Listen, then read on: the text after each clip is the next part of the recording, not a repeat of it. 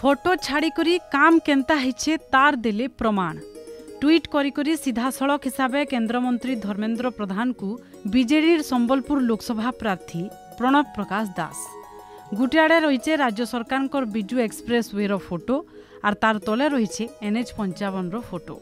राज्य परिवहन आर्थिक सामाजिक सबु विकास के बरकस करिछे बिजु एक्सप्रेस वे। देशर परिवहन ने माइलस्टोन हिचे बिजु एक्सप्रेस वे।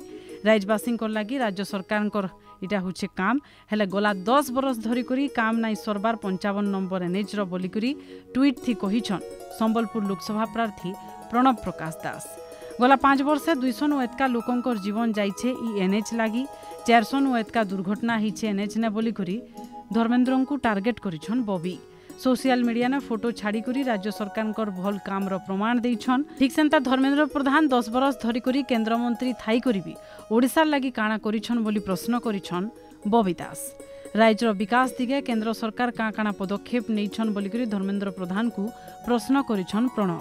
स्थानीय लोकंकर भितरे असंतोष रहिछे। संबलपुरवासी सबु देखुछन और आइबार दिने तार जवाब देबे बोली करी कहिछन संबलपुर लोकसभा प्रार्थी प्रणव प्रकाश दास।